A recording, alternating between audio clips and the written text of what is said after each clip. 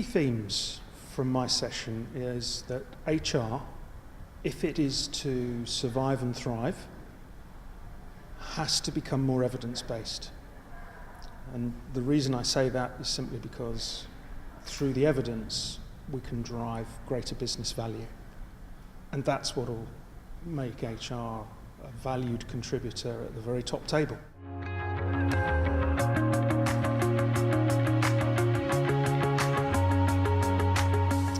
I think CEOs,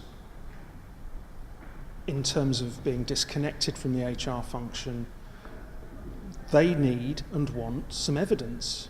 You know, it's things like numbers is the thing that influences and persuades. And simply asserting stuff will only get you so far.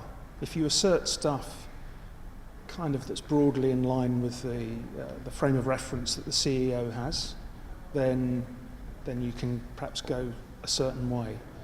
But actually, if your CEO is just all out for growth, performance, productivity, efficiency, then the HR function needs to match that with the evidence.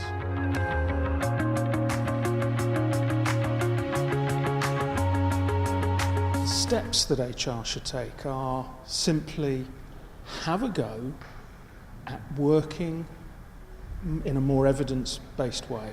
And by that I mean work on some business issues that the evidence might illuminate, cast some light on. You know, so if you have an issue around customer retention and branch profitability, that's a prime area for setting some questions that HR can then go and bring some evidence for.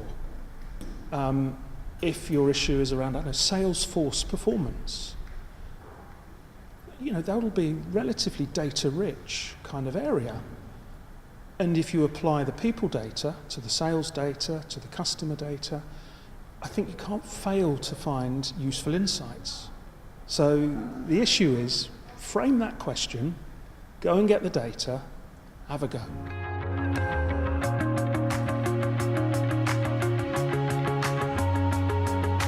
I think that HR leaders have a role to play in nurturing the future talent for HR, but also the CIPD. And I think, like I said in the presentation, we don't need HR people to be statisticians. We do need them to know about the strengths and the pitfalls of statistical analysis.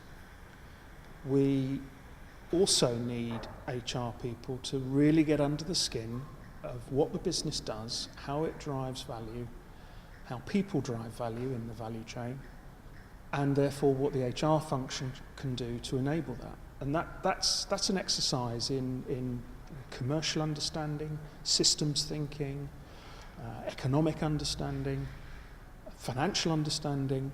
So, you know, for HR to be professionals in this space, you know, they need to have perhaps a bit more of a multidisciplinary perspective about the role of people in driving value.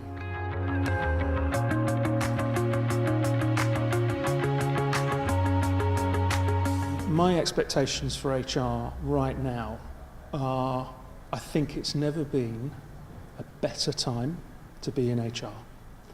I think finally we are seeing that HR functions are able to demonstrate and prove the value that they can bring. And that means that's really, you know, if you like, if you think of a league table of functions in a business, I think HR can see itself rising up that league table. And I think it is just as important as the CFO, if not more important. And it's such a shame that isn't the case now, but I think we're seeing a turning point, an inflection point, to use Peter Cheese's phrase.